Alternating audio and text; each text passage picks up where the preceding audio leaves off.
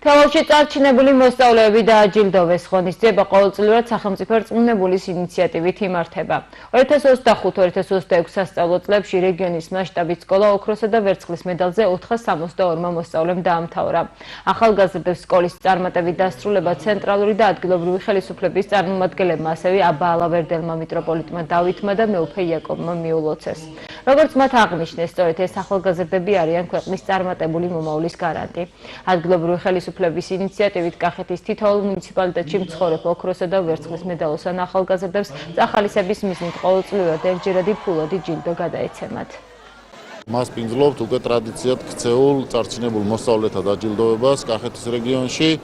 ჩვენ დღეს ვაჯილდოვებთ მოსწავლეებს, რომლებმაც დიდი პასუხისგებლობით და განათლების სიყვარულით მიაღწიეს ძალიან მნიშვნელოვან წარმატებას და დღევანდელი დღე ჩვენი აზრით არის ერთი მცირედი სტიმული იმისათვის, რომ მათ არ შეწყვიტონ პროგრესი, მათ არ შეწყვიტონ განათლების ძიება.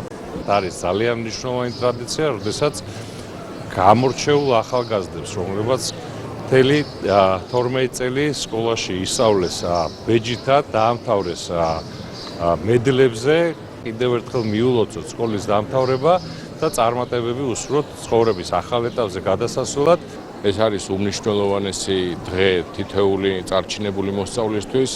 დიდი მადლობა მინდა გადაუხადო ადგილობრივ ხელისუფლებას, ვინც საფუძველი ჩაუყარა ამ ტრადიციას და თითოეულ მოსწავლეს მინდა უსურვო წარმატება.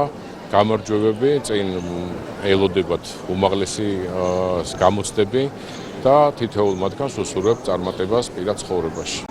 მინდა მიულოცო დღევანდელი დღე ჩვენს ახალგაზრდებს, წარმატებულ ახალგაზრდებს, მინდა მათ უსურვო გააგრძელონ საკუთარ განათლებაზე კიდევ უფრო მეტი მუშაობა, იმიტომ რომ მათი წარმატება, მათი განათლება საწინდარი არის ჩვენი ქვეყნის წინსვლის და განვითარების. მრავალ ასეთ წარმატებას მიაღწიოთ და მიგველოცოთ ჩვენი ახალგაზრდებისთვის.